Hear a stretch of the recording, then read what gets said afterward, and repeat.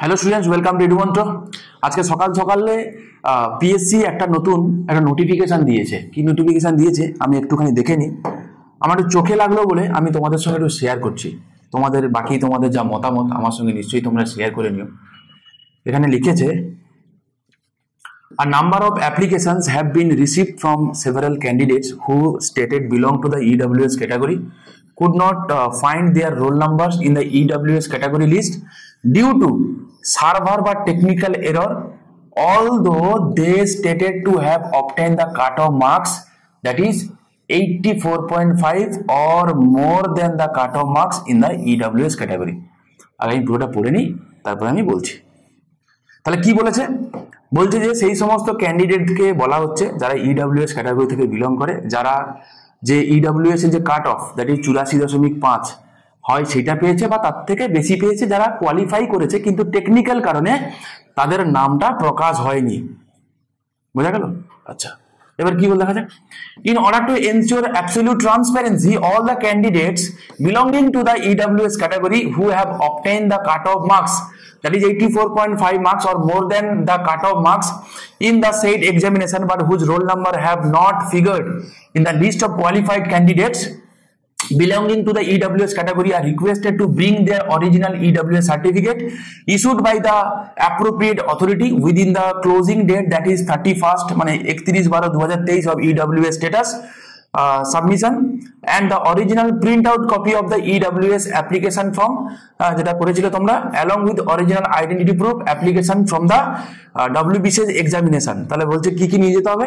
বলছে নিয়ে যেতে হবে এটা EWS সার্টিফিকেট, যেটা সেটা অরিজিনালটা নিয়ে যাবে, ঠিক আছে?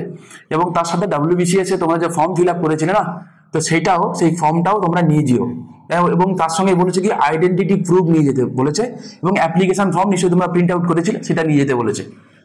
বলছে all such applications should be submitted positively by 11/8/2024 in the office of the commission, that is অফিসের ঠিকানা দেওয়া আছে।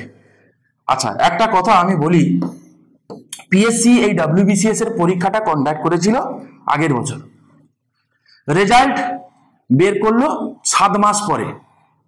তাহলে একটা পরীক্ষা WBCS এর মতো পরীক্ষা, ছোটখাটো পরীক্ষা নয়, WBCS এর মতো পরীক্ষায় পিএসসি সেখানে 7 মাস পরে রেজাল্ট বার করছে।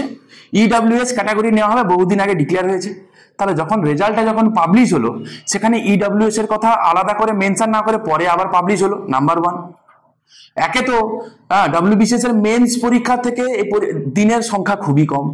তাহলে একটা অ্যাসপিরেন্ট তারও তো একটা মেন্টাল প্রিপারেশনের প্রয়োজন রয়েছে, অ্যাপার্ট ফ্রম ফিজিক্যাল প্রিপারেশন। এমনি পড়াশোনা ছাড়াও তার তো একটা মেন্টাল প্রিপারেশন থাকে। আমি পিএসসি যে সমস্ত কর্মকর্তারা যারা আছেন, হতে পারে তারা হয়তো স্পেস থেকে এসেছেন, তারা ইও জাগতিক লোক বলে তো আমার অন্তত মনে হয় না। WBCS এর মতো পরীক্ষা ছোটখাটো পরীক্ষা নয়, এখানে একটা অ্যাসপিরেন্ট কি লেভেলে তারা লেবার দেয়, কি লেভেলে প্রিপারেশন নেয়, নিয়ে তারা এই পরীক্ষাগুলো অ্যাটেম্প করে, আশা করি তাদের কাছে অজানা নয়।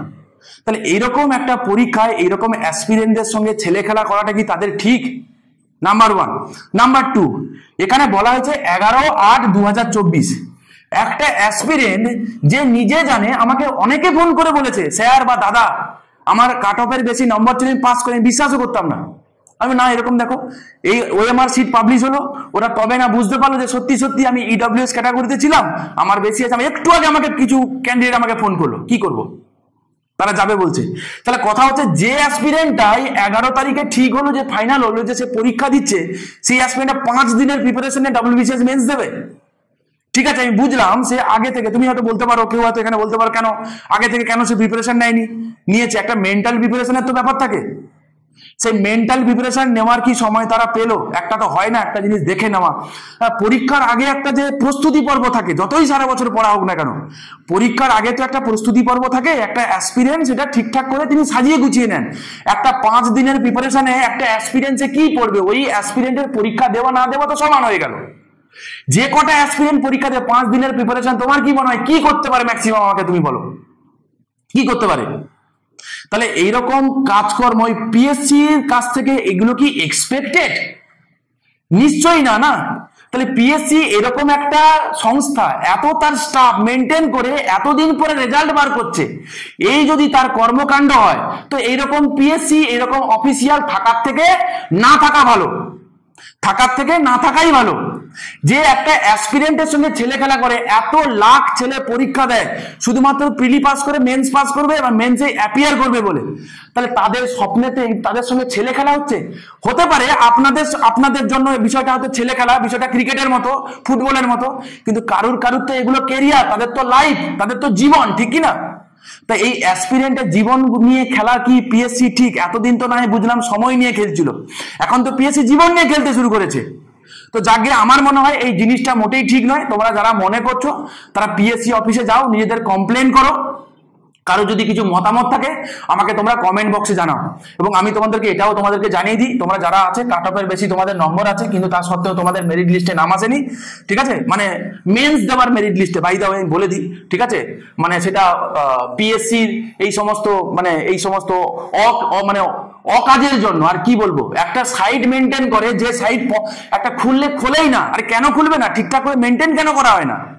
প্রাইভেট সাইটগুলো তো দুমদাম করে খুলে যায়, পিএসসি সাইট একটা ফর্ম ফিল আপ করতে গেলে 5 দিন কেন অপেক্ষা করতে হবে? কেন করতে হবে? সাইটগুলো মেনটেন করা হয় না বলে না? তাহলে শুধুমাত্র আপনাদের এই অপদার্থতার জন্য, হ্যাঁ, এই অপদার্থ কাজকর্মের জন্য একটা অ্যাসপিরেন্ট শুধু সাফার করছে, তাই না? তার দায় কে নেবে? পিএসসি নেবে? পিএসসি দায় নেবে? ওই যে সমস্ত অ্যাসপিরেন্ট গুলো যারা মেন্টাল প্রিপারেশন নিতে পারলো না, 5 দিনের প্রিপারেশন তার আগে পরীক্ষা দেবে, তারা ফেল করবে, তাই পিএসসি নেবে? কই লিখে জমা দিতে দেখি, কই পিএসসি দায়িত্ব নেবে না? নেবে না? তো যাই হোক, আমি সেটাও তোমাদেরকে আরেকবার মনে করিয়ে দিচ্ছি, হ্যাঁ, যে পিএসসি অন্তত পক্ষে তারা এইটুকু সুযোগটুকু দিয়েছে। এটাকে কি বলবে আমি জানি না, আমার বলার ভাষা নেই। আমার মনে হলো জিনিসটা আমার কাছে কেমন একটা ঠেকেছিল। এতদিন ধরে পড়াচ্ছি, অনেক অ্যাসপিরেন্ট কতদিন ধরে মেহনত করে তাদের এই কষ্টগুলো বিফলে যাচ্ছে শুধুমাত্র এই পিএসসির এই অপদার্থনীর জন্য। যাক, যারা তোমরা এই সুযোগটুকু পেয়েছো, যাদের মনে হচ্ছে সত্যি বেশি আছে, ওএমআর মানে ওখানে তো নম্বর দিয়ে দিয়েছে, তোমরা নিয়ে পিএসসি তে যাও, অন্তত তোমরা পরীক্ষায় বসতে পারবে। বাকি বুঝতেই তো পারছো পিএসসি তোমাদের সঙ্গে ছেলে খেলা করছে, ঠিক না? আমার সত্যি তো আমি কি করতে পারি তোমাদের জন্য বলো তো বাবা? যাক, তোমাদের যার যা মনে হয় মতামত নিচে কমেন্ট বক্স ওপেন রইলো, তোমরা জানাও। ভালো থেকো, দেখা হচ্ছে নেক্সট ভিডিওতে।